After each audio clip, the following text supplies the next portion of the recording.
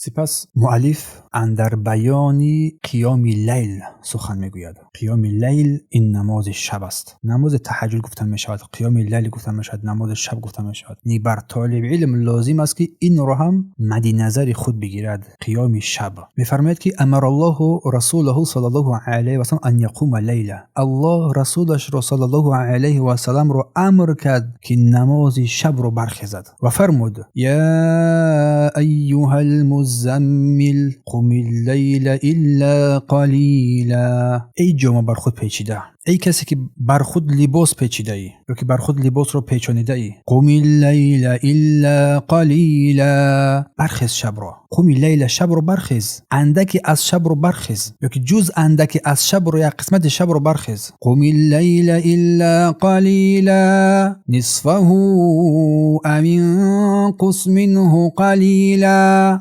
نصف شب رو یا کمی از آن رو یا که اندکی از آن رو بیشتری از آن رو برخیز. نصفه او انقص منه قلیلا او زد علیه، یا بیشترش نما. ورتل القرآن ترتیلا، و قرآن با ترتیل، با رعایت احکام آن، با تفکر و تدبر و تأمل بخون. و کان النبی صلی الله علیه و سلم و صحابته یقومون للصلاة لیلا. رسول الله و اصحاب کرام نماز شب میخواستند، از برای نماز شب میخواستند. الله میفرماید إن ربك يعلم أنك تقوم أدنى من ثلثي الليل ونصفه وثلثه وطائفة من الذين معك والله يقدر الليل والنهار.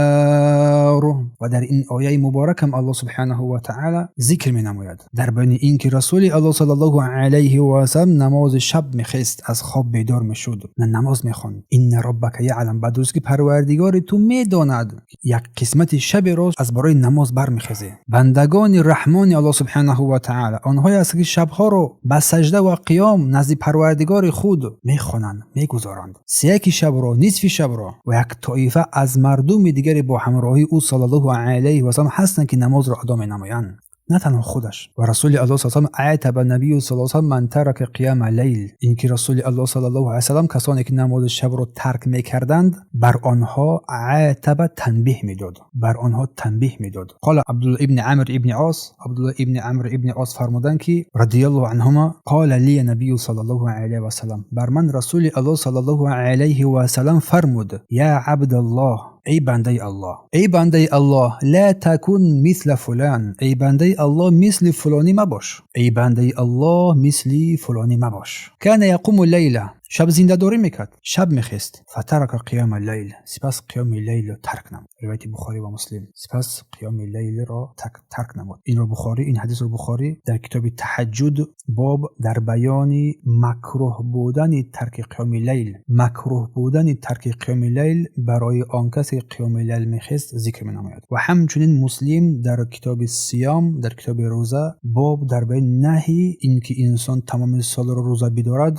ذکر مینماید این حدیث را. پس این آیه کریمه که حاضر خواندیم این نه تنها فقط دعوت به سوی نماز است، یعنی یک انتظاری عاشقانه است بین بنده و پروردگار، یک گفتگوی بین بنده و پروردگار، یک رابطه بین بنده و پروردگار که در این تاریکی های شب تمام جهان، تمام هستی در خاموشی است، همه در خواب هست، دلها آرام میگیرند، اما روح‌های زنده واقعا با پروردگار خود میپیوندند. پس نماز شب، قیام لیل عبادت بزرگ است که بنده را قوت میدهد برای باقی مانده روز را در روز گذراندن. در این شب زمان خاموشی است، مثل اینکه انسان یک نفس تازه میکشد. این است که وقت نزدیکی با پروردگار. برخی از حکما گفتن که قیام شب این یک مکتب دوستداران الله است. و سپس گفتیم تنبیه رسول الله صلی الله علیه و سلم اینکه نباید بندگان این شیرینی عبادت را ترک نمایند، از این شیرینی عبادت در نصف شب از این محروم بمانند. به عبدالله ابن عمرو گفت مثل فلان نباش که اون نماز شب میخواد سپس ترکش کرد.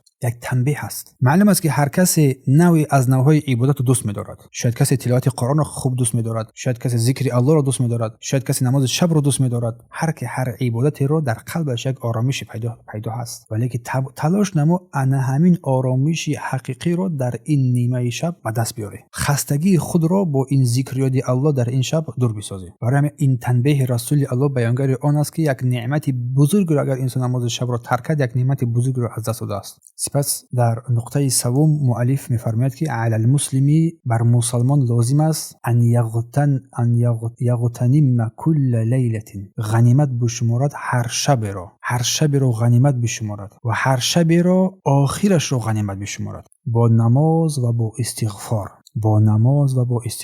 به خاطر چی مؤلف این نقطه را ذکر نمود؟ نماز و استغفار میفرماید هو زمان نزول ربی، چون این آخری شب زمان نازل شدن پروردگار است الی سماء دنیا، بر آسمان دنیا. این یک شب آخر زمان نازل شدن پروردگار به این آسمان دنیا است. نازل شدن او چگونه که لایق شایسته و عظمت او سبحانه و تعالی است. قال نبی، پیامبر الله صلی الله علیه و سلم فرمود، این حدیث را بخاری و مسلم روایت کرده هستند. بخاری و مسلم در کتاب تهجد در باب دعا و نماز در آخر شب می‌فرماید رسول الله ینزل ربنا تبارک و تعالی کل لیلة الى السماء الدنیا حين یبقى ثلث الليل الاخر. الله تبارک و تعالی در یک شب آخر بر آسمان دنیا می‌فرماید، در یک شب آخر فیقول، سپس ندا کرده می‌فرماید من یدعونی استجیب له، کیست که من را دعا کند، کیست که من را بخواند تا بر او اجابت دهم، تا او را اجابت کنم دعای او را. و من یسألنی و من یسألونی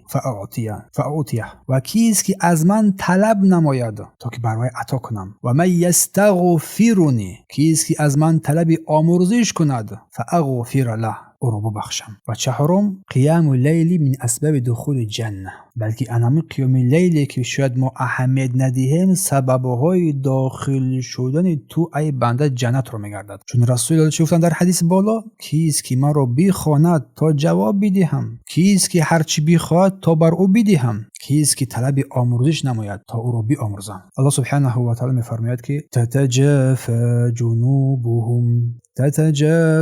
جنوبهم عن المضاجع يدعون ربهم خوفا وطمعا ومما رزقناهم ينفقون.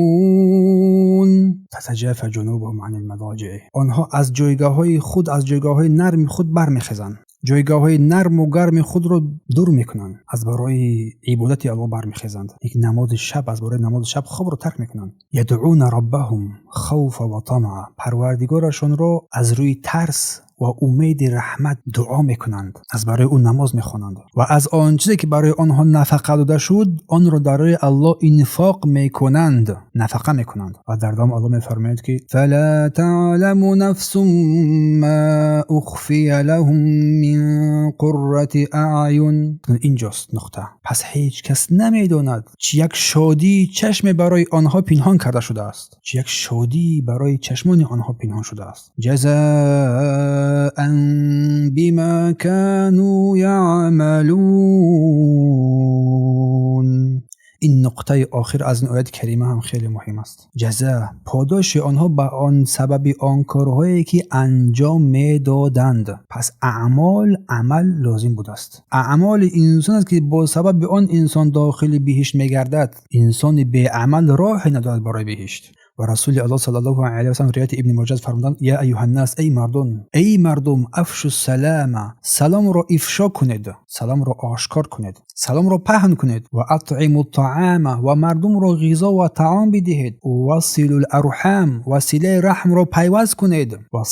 وصلوا باللیل والناس نیام، و نماز شب را بخوانید در حالی که مردم در خواب هستند. و در آخر اگر این کارها انسان انجام داد، نقطه تدخل الجنت بالسلام، سبب اعمال تو داخل میشوی جنت را با سلام، با سلامتی، بدون مشقت داخل بهشت میگردی. پس نماز شب روح قلب است در روز که در تاریکی ها دستت میگیرد. با آن دعای خالص از برای او دست دعا میبرداری. سلام را پهن کنید، عمل است. کم بغل ها را غذا بدید، عمل است. نماز شب بخوانید، عمل است. وقتی مردم در خواب هستند داخل میشوی بهشت را. این سخن پیامبر یک آرامش، یک راهنمایی است برای پیوند دلها با پروردگار. پس اینجا یک نقطه زیبا است که برادران خواهران گرامی، آدمی که نماز شب دارد لذت را اگر در شب پیدا کرد، لذت نماز را، لذت عبادت را پیدا کرد، دنیا برایش بهشت میگردد پیش از آخرت. باور کن دنیا برایش بهشت میگردد پیش از آخرت. لذتی که این بنده میکشد شاید هیچ کسی، یقینا شاید نه یقینا هیچ کسی از بندگان الله نمیکشد، نه ثروتمند، نه بایو، نه حاکم و رابر، نه هیچ کسی. پس شاید این نماز شب تو ای بنده شاید یک پول بین تو در این دنیا و آخرت باشد. از کجا دانی؟ و این پولی که بین این دنیا و آخرت است، برای نجات تو این رو باید خود بسازی، این رو باید خود بسازی. کسی دیگه برای تو غیر ساختن نمیتواند. خاصا قیام شب برای طالب علمان، کسی که در جستجوی علم است، در جستجوی راه هدایت است، برای وی باز لازم تر است، حتمی تر است. چون شاید یک دعای تو سبب تمام گشایش کارهای تو بگردد، سبب راهنمایی تو از شبهه ها بگردد، سبب آزادی قلب تو از آن شبهه ها یا که چیزهایی که در قلب تو است بگردد، راه راست برای تو گشوده شود. یک دعا. برای همین دعا را کم نبینیم و نماز شب را هم کم نبینیم. نه دعا نه نماز شب، این دو چیز را کم نبینیم. بارک الله فیکم. از این کتاب مبارک در اینجا درس توقف میکنیم، چون بسیاری بعد نرود. در بیان ذکر الله سبحانه و تعالی و توبه و همچنین استغفار، این سه مسئله مهمی هستند. درس دیگه با همراهی شما میگیریم ان شاء الله. سه نقطه: ذکر، توبه و استغفار. در این مبحث دوم این رو باذن الله تعالی درس دیگه خواهیم گرفت. سبحانك اللهم وبحمدك اشهد ان لا اله الا انت استغفرك واتوب اليك.